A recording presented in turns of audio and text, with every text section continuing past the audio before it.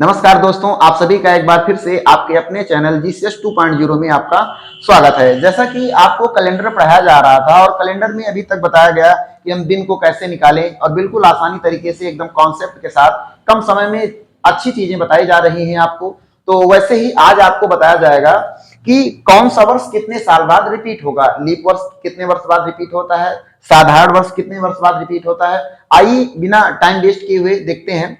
जैसे सबसे पहले आपको ये पता होना चाहिए कि लीप वर्ष किसे कहते हैं, साधारण वर्ष किसे कहते हैं। तो हम प्रेजेंट का लेके चलते हैं, जैसे 2025। अब अगर हम देखें 2025 लीप वर्ष है कि साधारण वर्ष, तो 2025 में 4 से भाग जाएगा? नहीं जाएगा, बिल्कुल नहीं कटेगा। लास्ट की दो संख्या केवल भाग देंगे बस। 2025 में 4 का भाग नहीं जाएगा तो हमारा साधारण वर्ष हो गया। अगर हम 2024 ले लें, अगर इसमें हम 4 का भाग दें तो बिल्कुल कट जाएगा अंतिम दो संख्या, ये हमारा हो जाएगा लीप वर्ष। और याद रखना, कभी भी लीप वर्ष साधारण वर्ष में नहीं रिपीट हो सकता है और साधारण वर्ष कभी लीप वर्ष में नहीं रिपीट हो सकता है। यानी अगर हम बात करें साधारण वर्ष की, तो लीप वर्ष में रिपीट होगा और साधारण वर्ष में रिपीट होगा। आइए पूरा कॉन्सेप्ट समझते हैं। कभी भी अगर लीप वर्ष आ जाए, लीप वर्ष, तो उसमें हम 28 जोड़ देते हैं। जैसे अगर पूछा जाए 2024, तो 2024 में अगर हम 28 जोड़ देंगे तो हो जाएगा हमारा कितना, 2052। और ये भी हमारा एक लीप वर्ष है, यानी 2024 का कैलेंडर 2052 में रिपीट होगा। अगर कह दिया जाए 2020, तो इसमें हम जोड़ देंगे कितना, 28, और ये हो जाएगा 8 और ये हो जाएगा 4, यानी 2048 में रिपीट होगा। लेकिन कभी ऐसा आ जाए जैसे कि 1900 या 1872, अब बताओ 1872 का कैलेंडर कब रिपीट होगा?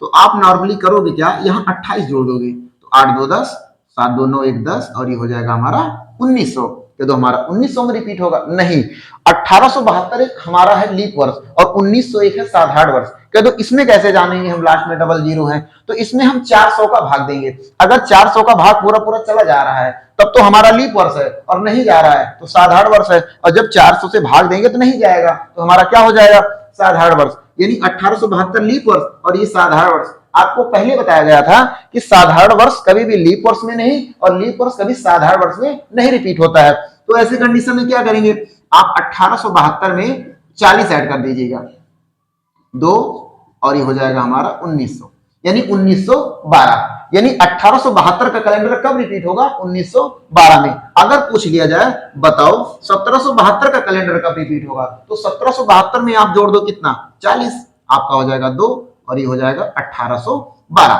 ठीक है। अब आइए हम बात करते हैं साधारण वर्ष की। साधारण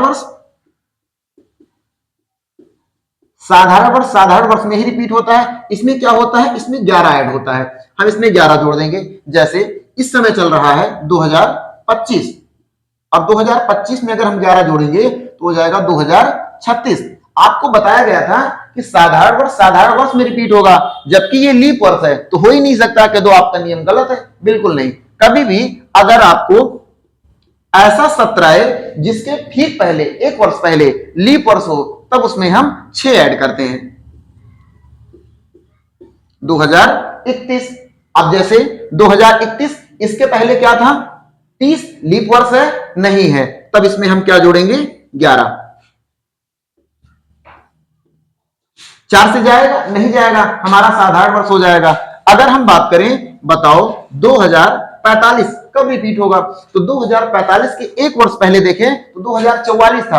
अब क्या 2044 साधारण वर्ष है कि लीप वर्ष है, तो 2044 हमारा लीप वर्ष है, तो इसमें हम क्या जोड़ेंगे, 6, तो हमारा क्या हो जाएगा, 2051। आशा करते हैं कि पूरा कॉन्सेप्ट समझ में आया होगा। अब आपको हम कहते हैं कि बताओ 1947 का कैलेंडर कब रिपीट होगा, और दूसरा हम कहते हैं बताओ 2000 का कैलेंडर, सन 2000 का कैलेंडर कब रिपीट होगा, ये आप हमें बताएंगे। और जैसा कि आपको बताया गया पहले ही कि रफ्तार सीरीज चल रही है, इसमें आपको कम समय में ज्यादा चीजें बताई जाएंगी। और वीडियो कैसा लगा ये हमें कमेंट सेक्शन में जरूर बताएंगे। और अगर वीडियो में कहीं कोई त्रुटि रह जाती है तो उसके लिए पहले से ही हम सॉरी बोल रहे हैं। और कोई दिक्कत हो या कोई इशू हो तो आप हमें कमेंट सेक्शन में जरूर बताएं। धन्यवाद, मिलते हैं अगले वीडियो में।